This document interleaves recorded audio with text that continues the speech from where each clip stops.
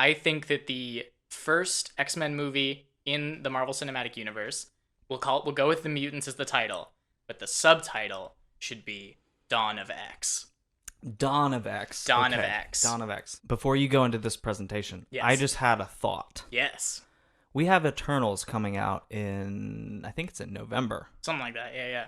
To me, titling the movie The Mutants feels like there might be the seed of mutant kind set up in Eternals, and it's sort of like a parallel of like we have the Eternals and we have the Mutants. Isn't there actually a thing with, I might be pulling this out of nowhere, but isn't it actually a thing that like in like the incredibly distant past of humanity, like the Eternals were semi-responsible for the creation of humanity, and that like mutants were also like that's part definitely of that? yeah that's definitely a thing, right? a thing. Yeah. So yeah. maybe, yeah. So the central question that this X-Men movie needs to answer is, well, first off, where have all the mutants gone? Right. And where have they been?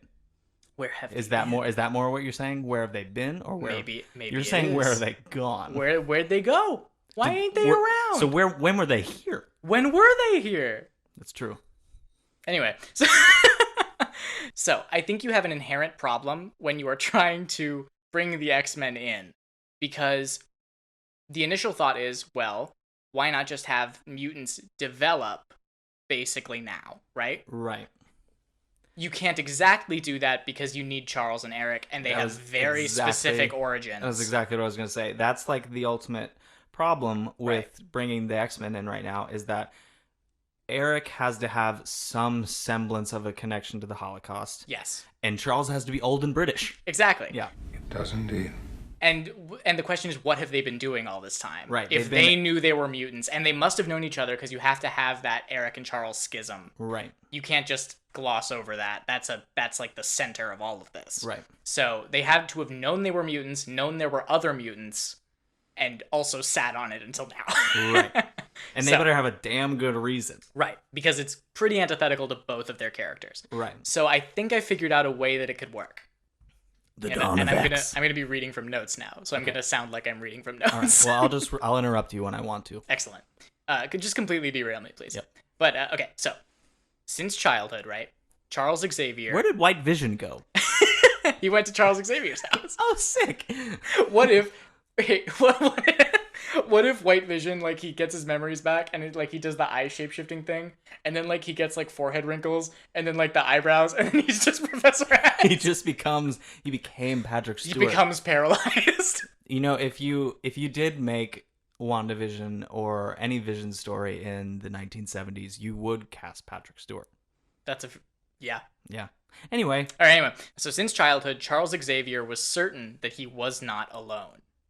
When he attended Oxford, he studied mutation in all its aspects. His thesis, however, on the potential existence of a Homo superior evolution of humanity was regarded with rolled eyes as science fiction. Everything changed when he met Eric Lenscher, Magneto. Mm-hmm. Charles wanted to go public with, now that he knew that mutants was plural and not just him. But Eric, a survivor of the Nazi concentration camps, didn't believe it was time yet to reveal the existence of their people. Mm-hmm. Right.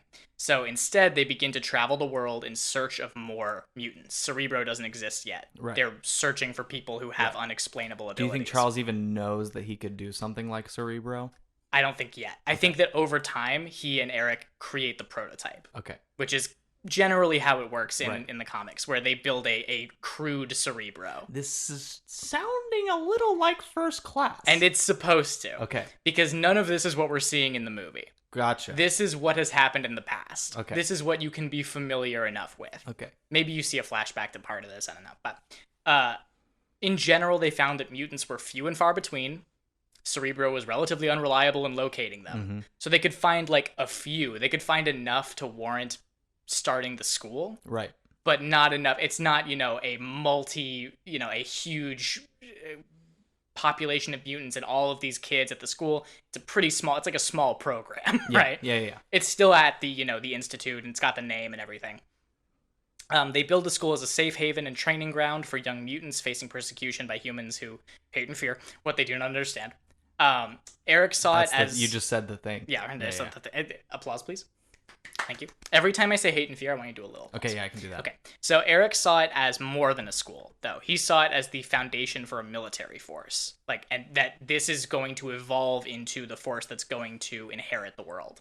And this creates the initial schism between Charles and Eric. I think it's really weird that we've seen so many different versions of Charles and Eric, and like how their school was started. And it's weird because they're all from the same universe. Right. But, right. Yeah. A bunch of different versions of it. Fox said continuity does not matter. Yeah, and we've never seen the direct conversation of clearly they're training soldiers. Right. But that's not what Charles's dream is. Right. They should probably talk about that. Right, yeah, they need to have a conversation. And I think that's where that schism comes from. Okay. So Magneto disappears. Maybe he takes a couple of students with him. Yeah. Tell me the line where the movie starts also. Yes, okay. I will tell you. So the school continues to operate over the years, but there's never a great many students. During Vietnam, school shrinks even more. After the snap, little more than a mausoleum, right? Okay, yeah. Now we're in the movie. Okay, so this is post-snap. This is post-snap. It's post-blip. We're back. Okay. We're in the quote-unquote present. Or the not-too-distant future, which is sometimes when the X-Men take place. Someone call Bryan Singer. God. In the not-too-distant future. La, la, la. Anyway, so... We're going to be ripped from the airways. Right. So our film is going to start with an explosion of new mutants developing their abilities all at once. The new mutants? The new mutants, but not those new mutants. Better new mutants. Better and newer mutants. Gotcha. Slightly fresher mutants. We can keep the dragon, but none of the other ones. Yeah, that's the only thing that deserves to stay.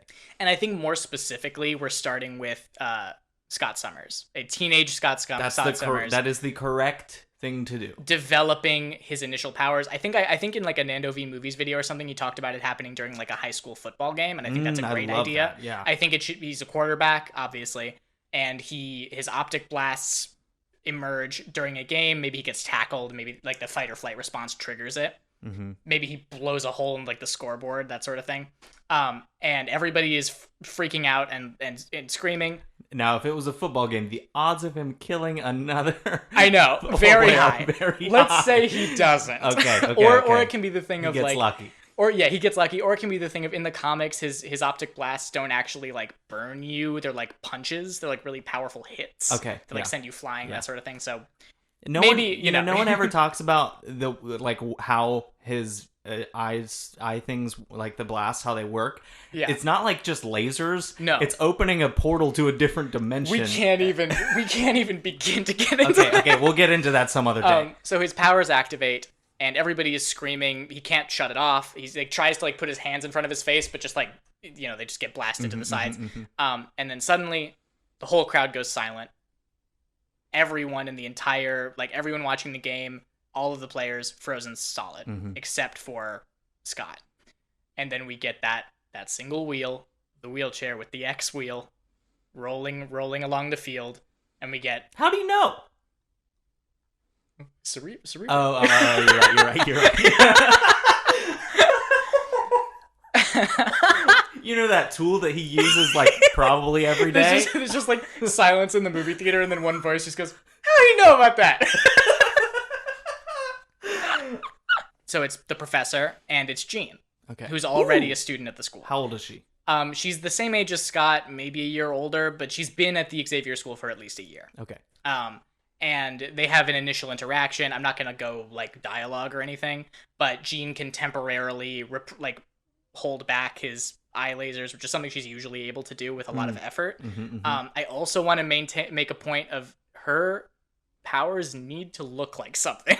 Yes. I am so sick of telepaths and telekinetics looking so boring in these movies. They just move their hand, and a book that's like half of the scenes with Jean Grey when she's not the Phoenix is just her like lifting a book and then like giving like sexy eyes to Wolverine. Exactly. And I think it needs to look different from like Wanda and that sort of thing. I think something like Kirby dots, like those kind of bubbles that you see a lot in like those purpley kind of things, and like her eyes glowing maybe. I think you can do some cool stuff. You know what I think? Yeah. If you did something like, when you're standing in a parking lot and it's really hot out, and you look like in the distance, and there's just that like the waves. Yeah, the little waves. Yeah. Like where it's just like it's what you see in life. Oh, just like a distortion. But it's just a slight distortion, and like whatever she's moving or whatever changes with that kind of like distortion. Right? I think that's cool. That would be cool. I think that's cool. I think. Yeah, so I think that would look really interesting, especially with the fact that she's manipulating Cyclops' eyes. Mm-hmm. So you get kind of like and like his eyes like cooling down. His pupils stay red though, or his irises stay red even when they're being repressed. Okay. I think he should only be able to see the world through that red tint from now on. So there's the initial back and forth of what's going on, and Jean mentioning that she definitely can't keep this up forever. Right. She's got other shit she's got to do. Right. And also just even right now, like it's very difficult to repress. I have to go to the bathroom. And that's on me, to be fair. Yeah. I should have gone before. Right. But we're here. Now, and I've got to stay here. Scott does his whole, who are you people, cuts a title, the X-Men. Things get a little bit less... Well, no. The Mutants. The Mutants. We are the Mutants. It's like a great power, great responsibility thing. Yeah. So then fear. I can't clap. Yep. So then it gets a little bit less specific. So our film is going to start with, in general, an explosion of New Mutants developing their abilities all at once. This is the first generation in which Homo Superior represents more than like 0.0000000 like 25% of the population of Earth. Suddenly they cross like the 0.01% threshold, which means like 587,000 mutants like suddenly develop their powers, right? Is there, and I assume the movie might be about this to some extent, is there a reason that for some, like everything exploded in terms of population? And this is something that I kind of wanted to bounce around with you. Okay, let's do it. Because my instinct is no. My instinct is there's always a point in the development of a species where they go from there's a couple in existence, then there's a population explosion. And you get like the actual initial like, oh, now it's time. Yeah. That's kind of where my head goes because I don't want it to be anything that a character has done. Yes, I agree. I 100% agree with that. It definitely cannot be that Wanda Maximoff is the mother of all mutants. Right, because then mutants aren't naturally occurring. I also think that it's dumb that Thanos' snap activated mutants' power. It's not dumb. I just don't think it really works for what the X-Men are. Yeah, because then they can't be an allegory for what they need to be an allegory for. Yeah. What I feel like would be interesting to tie it to the snap is because life became so dire for humans on Earth that evolution was spurred on. Yeah. Yeah. And then you can have that thing of like, Wanda's powers being activated by extreme stress when I think that you could definitely have a little Easter egg of like when there's actually a moment here and I can go ahead and go to it where so we're going to see through Cerebro like all of these new mutants suddenly existing and representing them as these like little red lights. Welcome to Easter Egg Town. Exactly. And because I think in the Bryan Singer movies, I actually really like how they visualize Cerebro, where it's like white ghosts for like people who aren't mutants and then red lights. I really like that. And I think there will actually be a moment where Charles will show this to Scott and be like, this is the world now. Right. And we're just seeing all of these little red lights. And this explosion, this population explosion will be referred to as the Dawn of X. Ooh. And it is now impossible for mutants to be a secret. Everyone knows that something has happened, that mutants are their own thing. You can't keep making up. I think it would be fun, and we don't have to include this in the movie, but I think it would be fun if Fury has always known about mutants being a thing, and maybe in the past has like assisted with creating quote unquote origins for like mutants whose powers develop publicly. Like, oh, this guy actually got bitten by a radioactive aardvark or whatever, and like developed about. So he's been making that. That's funny. Who's your alibi? Well, the original post-credit scene for Iron Man, they shot a version of it where he references assorted mutants and radioactive bug bites. Really? Yeah, it's kind of cool. As if gamma accidents, radioactive bug bites, and assorted mutants weren't enough. I have to deal with a spoiled brat who doesn't play well with others and wants to keep all his toys to himself. So a couple of things are consequences of this Dawn of X. Prompts Charles to expand enrollment at the school, turn it into something closer to what we know from the X-Men comics. Charles shows the Cerebro view of all of these thousands of mutants to Scott, and then offers him a position on a new team, a superhero team of mutants to show humanity that they are not to be feared. Okay. It's directly derivative of the Avengers, going like, if we have a team like this that's out in the open, then people will see us as superheroes and not as monsters. Okay. And that's the birth of the X-Men. I like that a lot. Yeah. And at the same time, Magneto, sensing this seismic shift, is now accelerating his own recruitment drive. The mutants have arrived, and it's finally time for their brotherhood to lay claim to the world. Now, can we avoid using the word evil mutants? Because that... It's weird that he named himself that, isn't it? The Brotherhood of Evil Mutants. Right. And it would be... Actually, it would still be strange even if Charles was like, the Brotherhood of Evil Mutants. Like, that's still weird. And there's also, I think, some cool opportunities for, like, who's on that team. I was going to ask, so we've got Scott and Jean who's chilling with Charles at the moment. Who would be... I think it would be really cool if Rogue started out on Magneto's side. That would be really interesting. And like was more in line with kind of what we know from the comics of Rogue, where she starts out as a villain working with Mystique. I think Mystique should be there. Obviously. I do. But I think it should be more like assassin Mystique. Mm-hmm. Like the less kind of like inhuman, like contortionist Mystique, and less the Jennifer Lawrence Wolverine Mystique, and more the like gun-toting assassin, like very confident kind of character.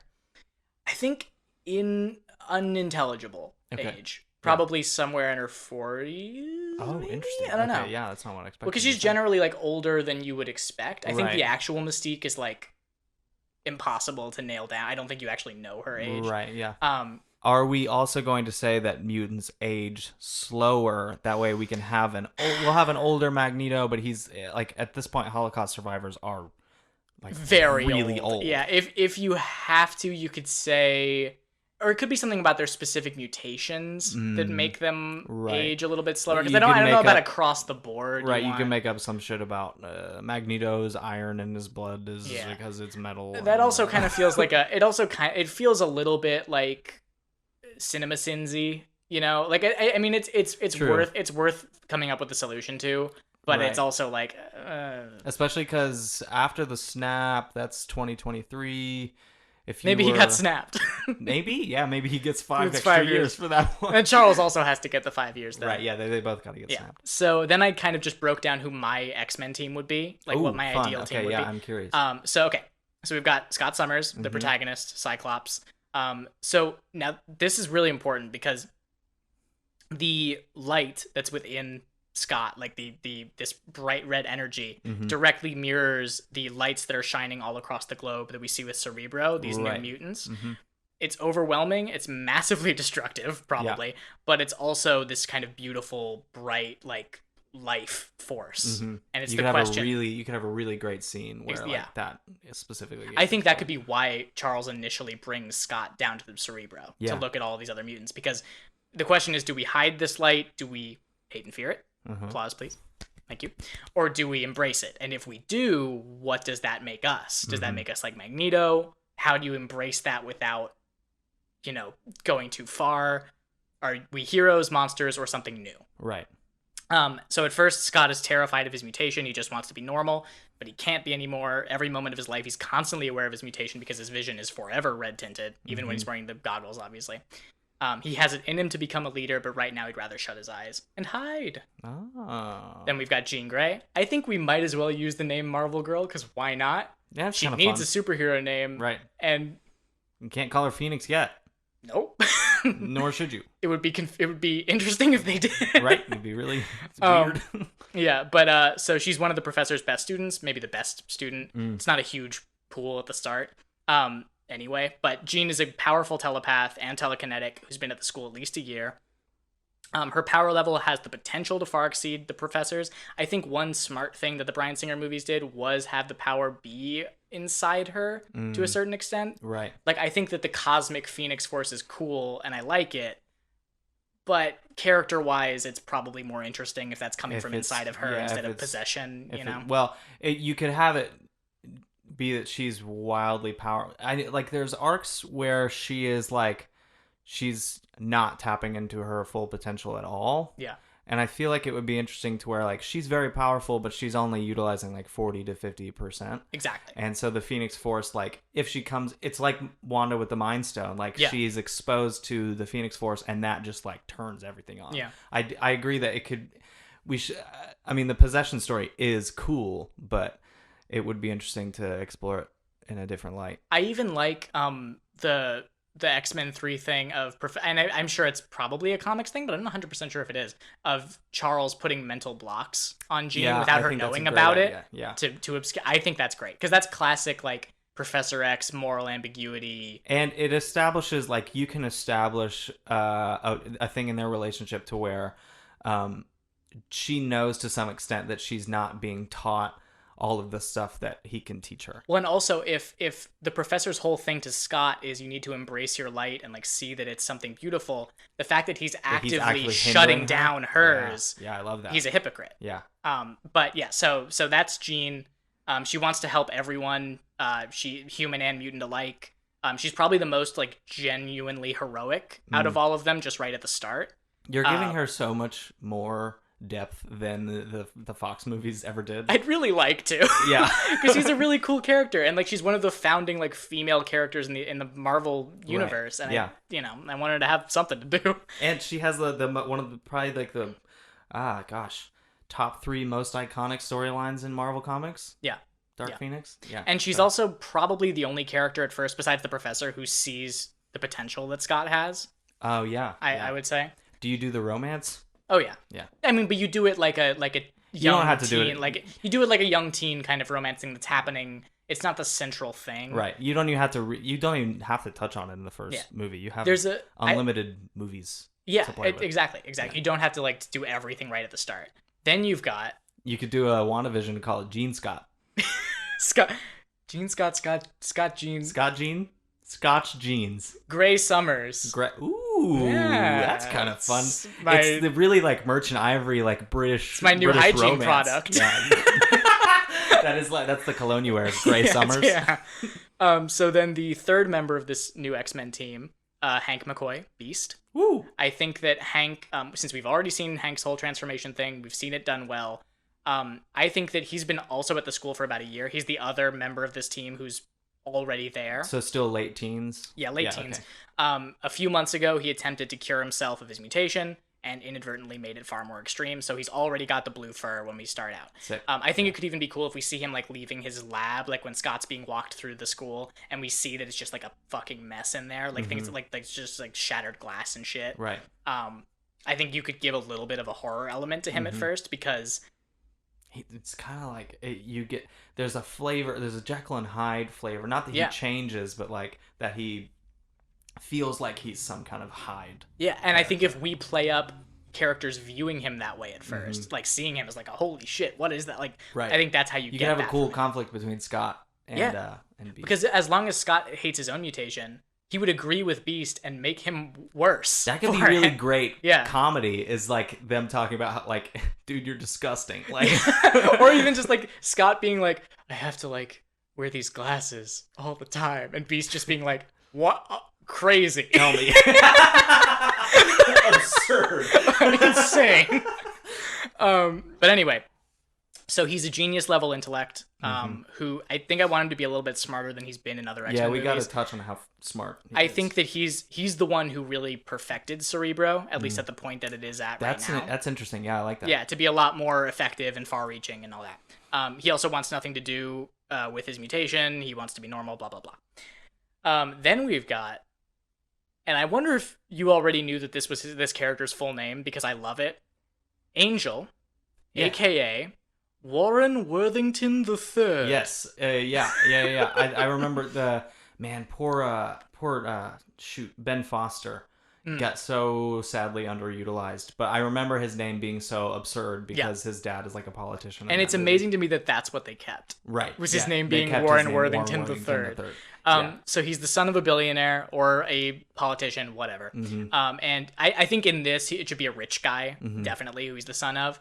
and he won't let you forget it. He drives an extremely expensive car, even though he has wings. Yep. Fly wherever he wanted to, but he decided to take the car. But that's also a visual thing of he's in denial about the state that his life is in. He actually has been cut off by his father because of his mutation. His father has no idea that he's even there. Yeah. He actually stole the car when he left home, and he hasn't told anyone any of this except for the professor. But he'll tell his new friends when they're on some kind of, fun trip in the middle of the night, breaking curfew to go to a carnival, whatever, that sort of thing. Love that. So then we've got 2 more members left of this team. Jubilee. We got Bobby Drake, Iceman. Okay, good. He's the youngest member of the team. He's a laid-back joker. Thinks his powers are incredibly cool. I just realized that I did that. Don't applaud that. Don't do it. I also say cool again in here. Oh man. And he's also gay, which is a thing in the comics. Oh, yeah. But I think it's important to highlight that because if mutants are an allegory for anybody, it shouldn't all just be straight white dudes. Yeah, straight guys. So he loves the idea of becoming a superhero. He's probably the first one who's fully on board with it. Mm-hmm. Next to like Jean. Yeah. And he thinks it's absurd that Warren drives a car. Yeah, no, I love that. That's great comedy. Yeah. And then we've got the final member of this team, which I think is really important. Jubilee? Yes, it's Jubilee. Yes! No, it's not Jubilee. It's not Jubilee. But I kind of want to hear your thoughts on this because this is the only member of this X-Men team who isn't from the actual first class from the comics. Great. Yeah. Aurora Monroe Storm. Oh, okay. I think so. And here's my kind of rough idea of Storm's story here. Mm-hmm. So as a child, and this is pulled from the comics pretty much. I was going to ask if you're going to tie her to Wakanda. Good question. So as a child, Aurora was a pickpocket in Cairo. I think that's cool. I think we can delve into that in the future. I thought that was an interesting element of X-Men Apocalypse. Yeah, and she has like a really cool backstory with like this character called I think it's like the Shadow King or something, who was like mind controlling her. I don't know. It's cool. But she then traveled to the Serengeti where she lived in a small village for about 4 years, I would say. Okay. This is where she developed her powers, and she develops them during the dawn of X. So does Iceman and Angel, I think, I would say. So she develops her powers and becomes kind of like a resident goddess for like the village, bringing rain where there should only be drought, that sort of thing. It's pretty common for her. Right. She views her powers as a gift and a responsibility. And this strength of purpose actually makes it more difficult for her to exist in a team dynamic, right, where you sometimes have to make compromises for like the good of the group. She's just not able to do that. Yeah, I like the idea that she's kind of saintly and has this sort of ethereal purpose. Exactly. Yeah, I like that a lot. And she's also, I mean, eventually she'll probably be the leader of this team, like overall, but not right now. I also think that her recruitment would be a cool spot for a Nakia cameo from Black Panther. Yeah, we haven't seen her since the first Black Panther movie. And I think it makes sense for her to like know about this kind of thing happening because she's like, from what we've seen of her, she's like an agent who's like going around and like investigating this stuff. And I think it would make sense for her to accompany the professor when he goes to recruit her to make sure he doesn't like try anything. I think that would make sense for her to just be like a chaperone almost. So you would recruit, it's like she wouldn't already be there. No, I think Storm gets recruited. Okay. I don't think we need to see Bobby get recruited because he just can show up and be like, and hey, it's me. Like the way you described him, it sounds like he's like the office funny guy, exactly. You know? Yeah. And so just the last kind of bit of notes that I had on this is that overall, the Mutants Dawn of X will follow Scott, Jean, Hank, Warren, Aurora, and Bobby as they learn and adapt to their new lives together, forming a family, as these movies always like to do. You're doing the Fast and Furious thing. Yeah, it's all about the familia. It's about family. That's strong enough to not only face a world that Jason fears the fear. Yeah. but also to save it. And our antagonists are Magneto's Brotherhood, and also, since you always have to have human bad guys in this to show that it's not just mutants fighting each other, Mutant Hunting Sentinel Project, Boulevard Trask. Start that up. I imagine you just seed it because like you bring that in kind of the initial of the Sentinel thing. Now, I think that there's some kind of government thing going on in response to this. Right. But overall, it's exploring this question of like, is this new light that's entered this universe going to be a beacon, or is it going to burn the whole place down? And I think that makes Scott the perfect protagonist for it. Yeah, no, for sure. I also think that Scott is the sort of quintessential X-Men, sort of everyman. That's like the viewpoint character. Yeah. You know what I love about this pitch the most? What? I wonder if you can guess. No Wolverine? Yes. Yeah. Because I think if you introduce Wolverine as, There's actually really cool ideas in X-Men Origins Wolverine. Yeah. And that he's old as shit, like he's 160 years old. No, for sure. I think there's rumors so Chris Evans is coming back as Captain America in some form of project movie in the next 5 years or so. Could he liberate a concentration camp with World War II Wolverine? I will. The rumor is that he is. It's a movie with him and Wolverine. Hell yeah. Yeah. That would be so cool. Because he's Weapon 1. Yeah. And Wolverine is Weapon X. And you team them up. But there's a story that I read at some point in the distant past. I don't remember where I read it. But it's a story of World War II era, Captain America and Logan freeing liberating a concentration camp where a young Magneto is being held. I think that's but I think, and this is not a conversation about Captain America and Wolverine, but I do think it could be. We can make it about that. I do think the way, if you're gonna have to, if we're reintroducing Chris Evans as Cap again, which I'm all down for. I think he has a great ending in Endgame, but I'm always down for Chris Evans as Cap. The movie to make is him and Wolverine. Yeah, that's awesome. Yeah. So where does this movie end? I think you have to end up with an established X-Men team and an established Brotherhood. Okay. I don't think you turn Rogue good in the first one. Okay. I think that's maybe a second movie thing. I'm interested in the Rogue being bad angle. Yeah. I like that. Because that's a lot of her history at first was that. And since we don't have Scarlet Witch or Quicksilver, you kind of have to... She's the only one left, really. Right, to be... Yeah. But I think you end up... If this is a trilogy, I think you end up with Krakoa. I think you end up with the Mutant Nation. Yeah. At the end of the entire trilogy. I think that's where we get to. Either at the end of the entire trilogy or maybe that's the third movie. I don't know. But I think the X-Men will be appearing enough in other things also in between these movies. It'll be like a Doctor Strange thing where he's only got one movie, but he's in everything else. Super developed because he's been through 7 movies that aren't his. Right. Yeah. Yeah. So I think eventually Endgame we get to Krakoa.